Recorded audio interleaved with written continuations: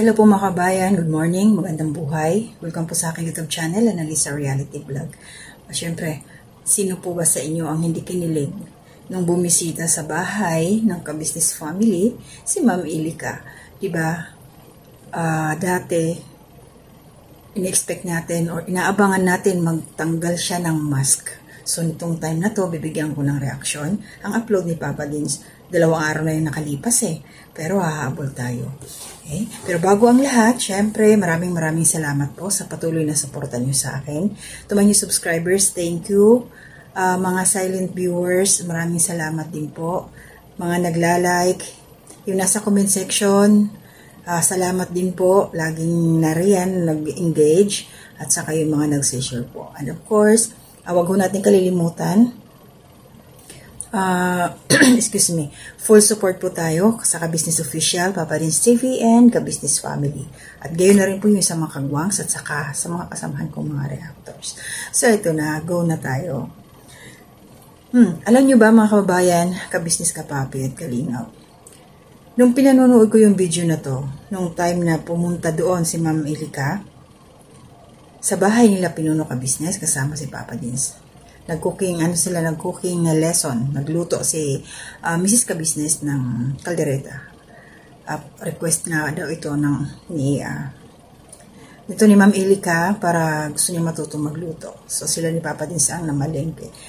Sa totoo lang, hindi ko pinanonood yung proseso ng pagluluto ni Mrs. Ka-Business. Kasi nakatunganga ako, nakanganga ako mga kababayan, Ka-Business, Kapapi. Sa mukha ni Ma'am Ilika, grabe. Para siyang si Angel Locsin na pinagsamang si Glyza de Castro ba yun? Hala, shout out. Tapos yung niya, parang nakakatakot siyang hawakan. Yung akala mo pag hinawakan mo, baka mamaya biglang mawala. Sabay ganun. Grabe, pero tawan-tawa ako dun pag yung nagsasalita siya as in. Makikita mo yung ganito pala si Ma'am Ilika, yung hindi siya, akala natin tahimik lang, pero mararamdaman mo rin naman na siya, yung pakikisama niya, yung totoo talaga siya, na kung gaano siya ka makulit. Diba? Masaya siyang kasama. Grabe, napakaswerte na nga doon sa Ka-Business House. Nakita nila ng personal si Ma'am Ilika. Papa Dins, ang swerte mo. Ingatan mo siya, parang parang tawag ito yung porcelana, yung kutis niya, tapos, grabe, pati ako kinikilig precious diamond talaga, para siyang diamond na kailangan mo siyang ingatan, parang takot kang hawakan, napakaswerte. Tsaka ayun nga, masayahin din siya. Napansin ko sa kanya, yung sense of humor niya, ang taas. Mararamdaman mo at makikita mo talaga sa mga galawan niya. Tuwan-tuwa ako dito sa opening. Gusto kong marinig ulit yung boses niya. Ang sarap lang pakinggan. Napakalambing. Tsaka siya. Ayun nga, malambing siya. Makikita mo yung mga galawan niya kay Papa Dins.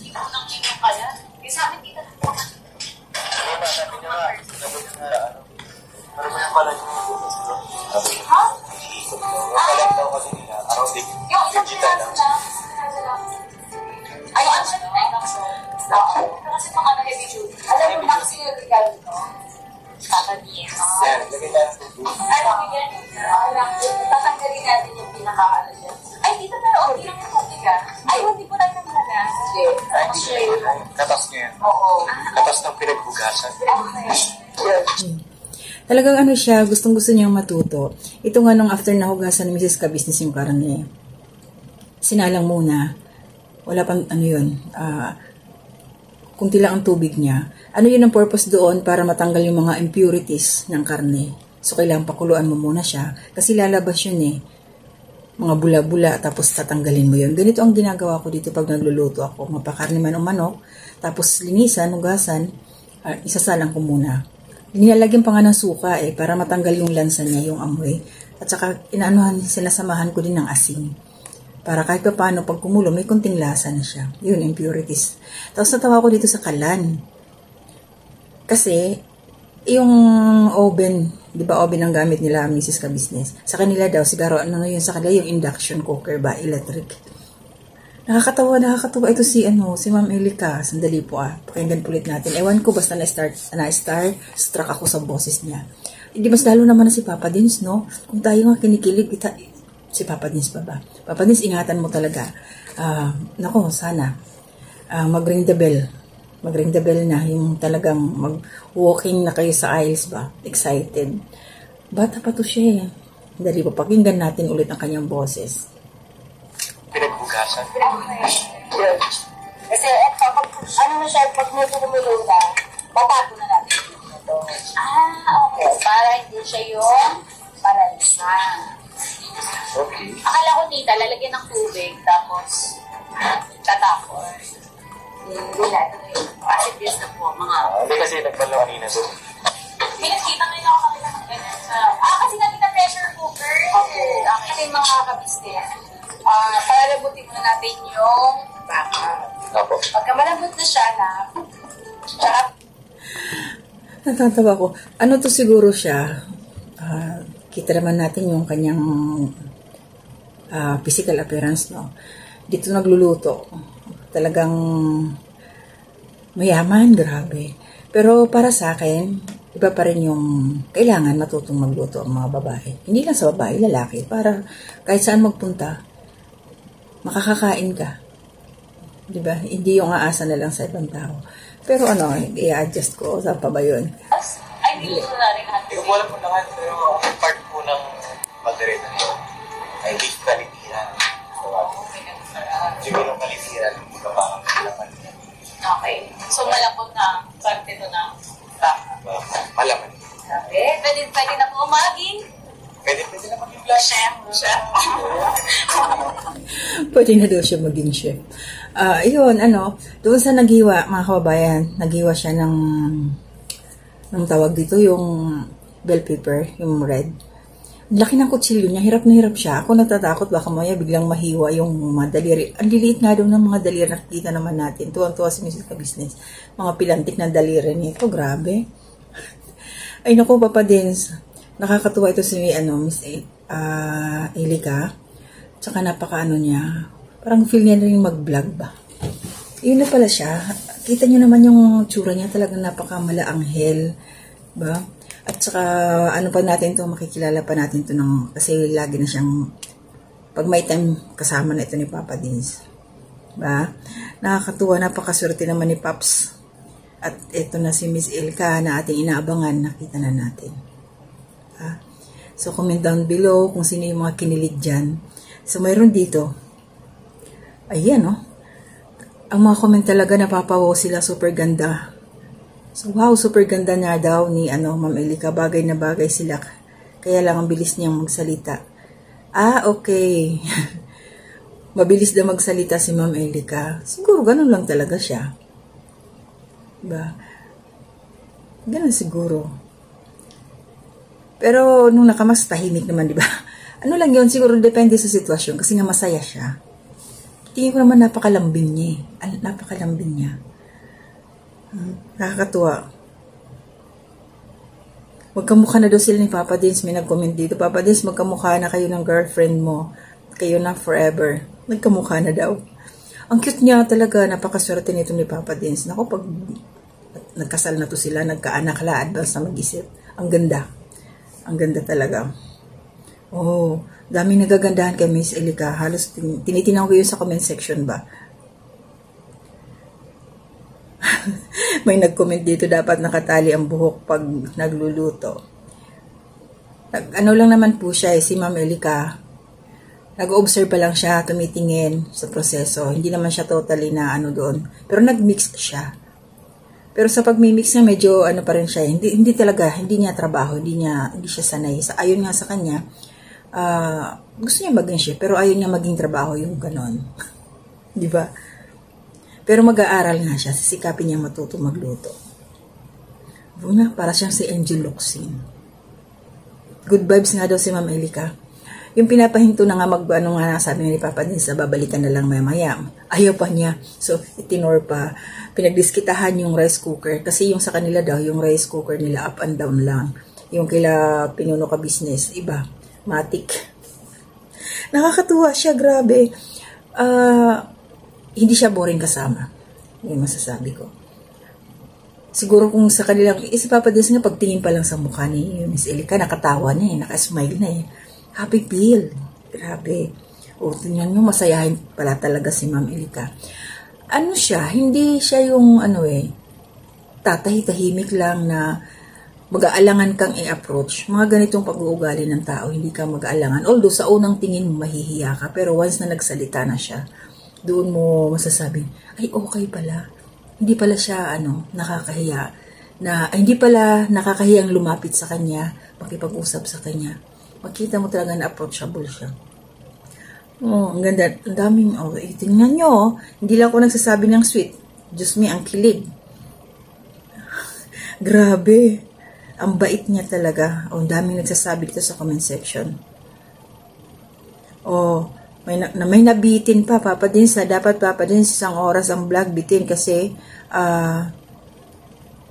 hindi, yan,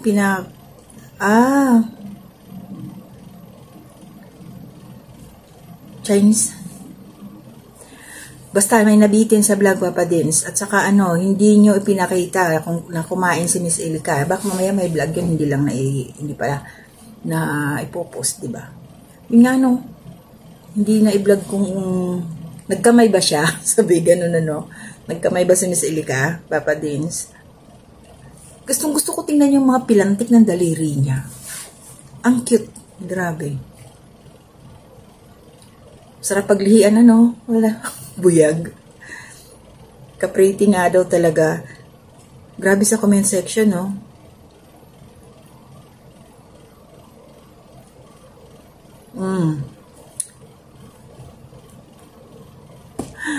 Complete package shoot, Miss Elika. Talagang gusto niya matuto sa pagluluto.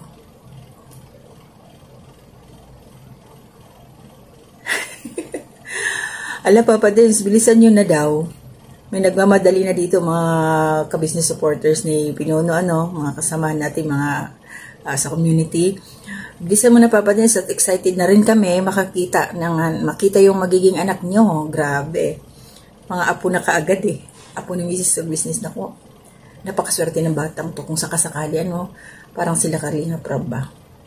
May baby na. Papa Dins, huwag mo nang patagalin. As in overall talaga, mas siya kay Angel Locsin.